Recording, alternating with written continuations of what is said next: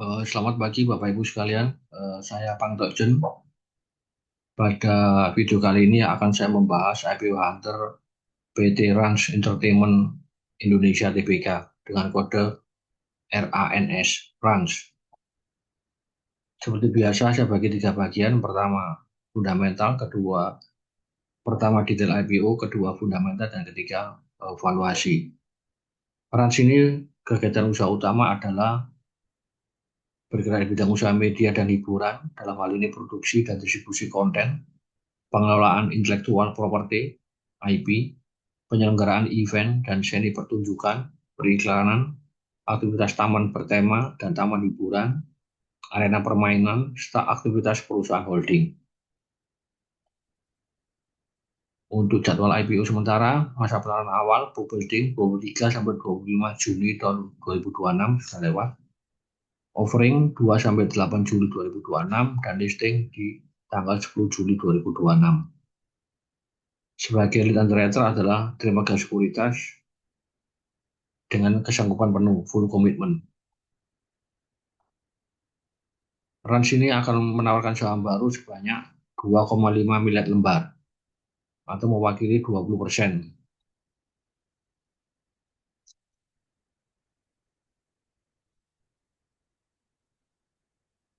Maaf, ini ada miss.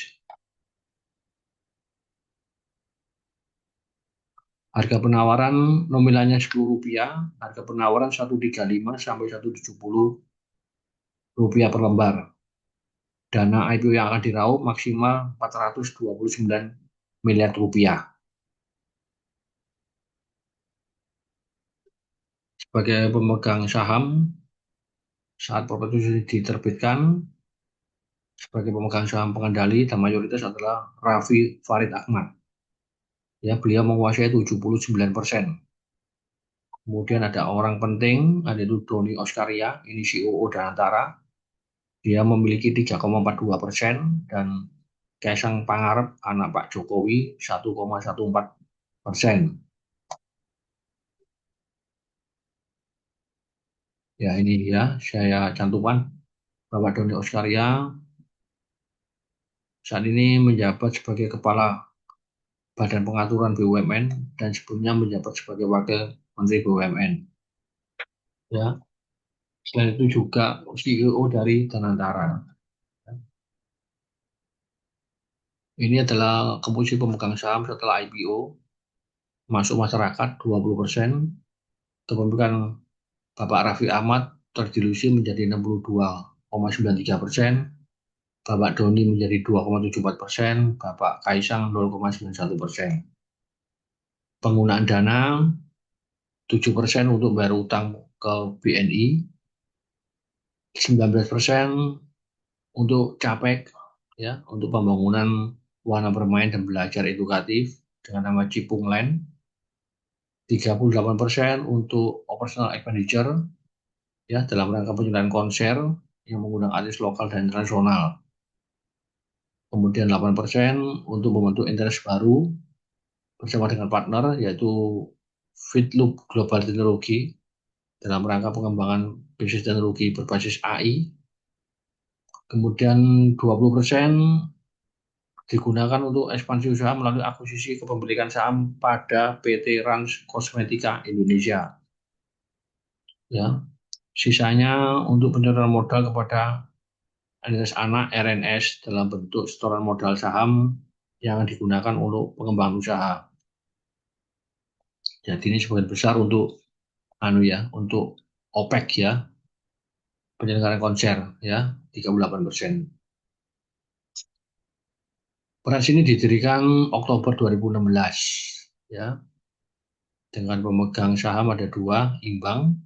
Waktu pendirian Bapak Raffi Ahmad dan Antonius Rofi Pratikno, 50%, 50%. Peras ini saat ini memiliki 11 anak usaha dan 4 entitas asosiasi.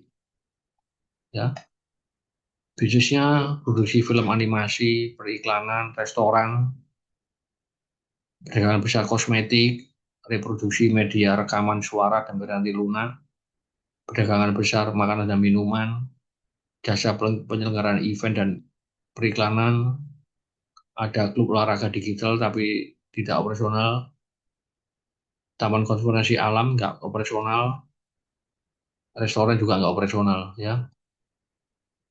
Entitas asosiasi bergerak di bidang perdagangan eceran kosmetik, klub olahraga, jasa dan perdagangan, event khusus, ya. Dari anak usaha-usaha itu yang paling dominan adalah RNS, ya. RNS itu bergerak di bidang perdagangan besar makanan dan minuman lainnya, ya. Dia mengkontribusi pendapatan 27%, kontribusi aset 9%, ya. Dari perseroan itu menjalankan kegiatan usaha dalam usaha ekosistem media, hiburan, intelek properti, event, dan bisnis pendukung.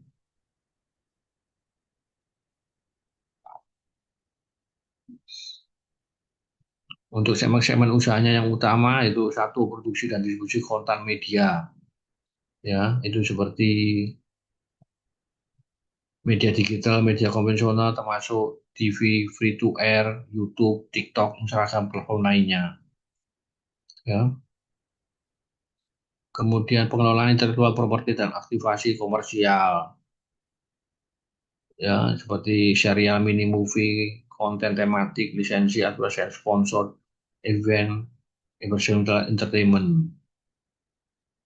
Kemudian event dan experiential entertainment, ya, ini perencana mencakup kegiatan perencanaan, produksi dan penyelenggaraan berbagai jenis event hiburan. Ada konser, festival, sportainment, peluncuran produk, kegiatan komunitas. Keempat, bisnis pendukung dan investasi strategis. Ya, ini termasuk perkembangan F&B, food and beverage, kosmetik, consumer product, dan penyertaan. Produk F&B berupa snack rumput laut. Produk kosmetik berupa sunscreen, cleanser, toner, essence, moisturizer, ampul. Consumer product itu seperti hair care, shower gel, body scrub, body lotion, body mist, ya. Juga ada toko Mama Gigi, ya, itu termasuk punya Rans, ya. Risiko utama adalah ketergantungan pada talenta utama yaitu Raffi Ahmad dan Nagita Slavina, ya, suami istri, ya. Ini milestone-nya yang saya highlight ini ada tahun 2023. Rans ini melakukan pelepasan kepemilikan saham pada PT Rans Kosmetika Indonesia kepada PT RFA Maju Internasional dan Andi Lesmana. Ya, jadi tahun 2003 itu Rans itu pernah menjual sahamnya di Rans Kosmetika Indonesia, tetapi di penggunaan dana itu ada yang digunakan untuk membeli saham PT Rans Kosmetika Indonesia. Ini saya agak bingung ini. Ya, habis dijual tahun 2003 sekarang mau dibeli. Ya, sebagai pengendali perusahaan Bapak Raffi Ahmad, ya. Pemilik manfaat terakhir juga Bapak Raffi Ahmad. Ini manajemennya. Sebagai direktur utama adalah Nagita Slavina, ya, istrinya. Bapak Raffi tidak masuk dalam jajaran manajemen, ya. Komisaris utama Bapak Jarwin Sri Nurhadi, ini orang lama di pasar modal, ya, ya, juga pernah bekerja di Dana Reksa, ya, tidak punya hubungan afiliasi sama sekali. Komisaris independen, ya, ini pernah banyak bekerja di grupnya Bakri, umur 66 tahun. Ini Ibu Nagita, umur 38 tahun, ya. Dia banyak menduduki banyak posisi, ya, di perusahaan grupnya Rans. Kemudian Gradi Prajayakti, Direktur, umur 45 tahun, tidak mempunyai hubungan afiliasi sama sekali. Dia ini profesional, umur 45. Abrar, Direktur, umur 1 tahun, juga profesional. Rumunggu Yoko Napita, Direktur, umur 40 tahun, juga profesional. Ya, ini laporan keuangannya, jumlah asetnya 461 miliar, ya, sekitar 500 miliar. Ya, usaha menengah. Laba ditahan cukup besar, 200 miliar. Ya. Beban umum juga cukup dominan ini ya. Laba kotor 150 miliar, beban umumnya 50 miliar. Ya, cukup besar ini. Harus diturunkan ini. Ya, ini kita lihat laba bersihnya ya. Ini laba bersih tahun 2023 84 miliar, tahun 2024 97 miliar. Kita lihat ada laba pelepasan entitas anak 44 miliar. Ya, jadi ini harus dikeluarkan mungkin sekitar 50 miliar, jadi turun mestinya. Ya, jadi 84 2023 kalau itu dikeluarkan jadi 50 miliaran turun itu 2025 56 miliar ya, jadi agak flat. Untuk rasio terkait perjanjian kredit dengan bank memenuhi rasio ya Bank BNI ya. Pendapatan 2025 dibanding 2024 turun 14%. Ini penurunan pendapatan dari segmen duta merek dan talent management. Ya, juga turun dari penjualan makanan dan minuman. Untuk laba operasi 2025 dibanding 2024 turun 14% karena peningkatan beban promosi dan pemasaran yang dikontribusi oleh Rans Pesona Indonesia ya, yang diakuisisi tahun Februari 2025. Laba tahun berjalan turun 41% 2025 dibanding 2024. Ya, ini karena ada laba pelepasan entitas anak ya.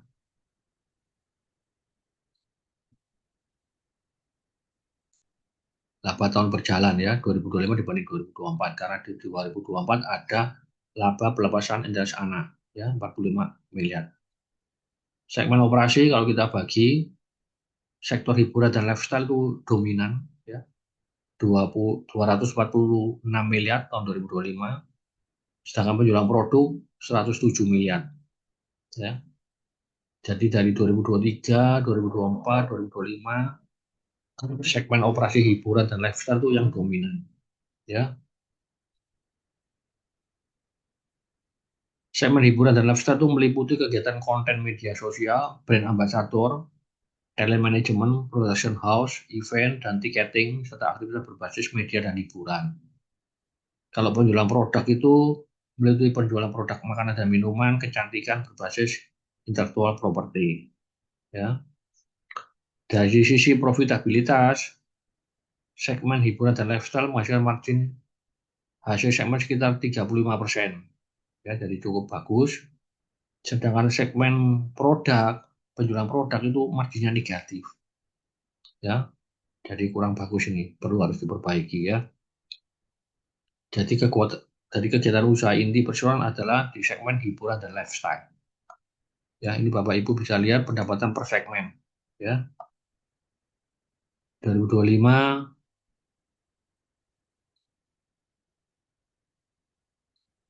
ini dalam miliar rupiah ya. Yang paling besar itu konten media sosial. Ya, konten media sosial, kemudian penjualan produk. Ya, 107 ya. Ini kontribusinya. Ya, kalau ini dalam rupiah, ini dalam persentase. Ya, jadi konten media sosial 34%, penjualan produk 30%. Tapi penjualan produk marginnya negatif ya. Ini per perusahaan ya. Jadi pendapatan perseroan itu berasal dari REE dan RNS. Ini cukup gede kontribusinya. REE itu Rans Entertainment International induknya 53%, RNS itu 27%, yang lainnya kecil-kecil ya. Ini poin utamanya, harga IPO 135 sampai 170, nominal Rp10, dana yang diraup nilai tengah 370 miliar rupiah ya, asumsi biaya emisi 4%. Jumlah lembar saham yang ditempatkan penuh 12,6 miliar lembar ya. Ini dana IPO yang akan diraup sebesar 370 miliar itu mewakili 27% dari total aktiva dan 48% dari total ekuitas tahun 2025, cukup sehat ya. Warna merah untuk bayar utang 7%, ya 19% untuk Cipulen, 38% untuk operational expenditure, ya 20% untuk akuisisi saham pada Rans Corporation Indonesia. Ini yang saya agak bingung ini, ya. Ini kasih warna merah, ya. Didirikan tahun tahun 2016, usianya 10 tahun, masih muda, ya. Krediturnya BNI sama OCBC, ya. Apalagi fundamentalnya tahun 2024, GPM 39% moderat, OPM 21% moderat, NPM 4% bagus. Tapi ini karena ada laba peleburan lintas anak, ya. ROE juga 22% karena ada laba peleburan lintas anak, ya. Jadi diabaikan angka ini. Untuk 2025, GPM-nya 43%, moderat, ya. OPM 22%, moderat, hampir sama dengan tahun sebelumnya. NBM 16%, moderat, ya. Ini juga tidak ada laba penjualan lintas anak, ya, 16%. Turun dari tahun sebelumnya 24%. ROE 17%, bagus, ya. DER-nya sangat sehat 35%, jauh di bawah 100%. ICR-nya double digit 20 kali, bagus. DSCR 5 kali, moderat. Jadi secara umum saya nilai fundamental perusahaan ini moderat, ya, moderat. Untuk valuasinya bagaimana? Net profit saya perkirakan tahun 2027 85 miliar, ya. Tahun 2025 57 miliar. Sehingga ketemu EPS-nya 7 rupiah. Dengan harga IPO antara 135 sampai 170, ketemu PI-nya 19 kali sampai 24 kali, mahal, ya. Book value-nya per lembar 56 kali, price book value setelah IPO 2,4 sampai 3 kali, mahal. Ya, fundamental moderat, valuasi mahal, saya nggak rated, ya. Dan juga penggunaan dana yang untuk akuisisi Trans Kosmetika itu yang menjadi concern saya, ya. Sampai di sini dulu Bapak Ibu sekalian. Terima kasih. Saya minta maaf jika ada kata-kata kurang berkenan. Dan kalau ada yang apa tuh info-info yang miss, ya, akan saya update kembali, ya. Terima kasih, salam sehat selalu. Tuhan memberkati kita semua.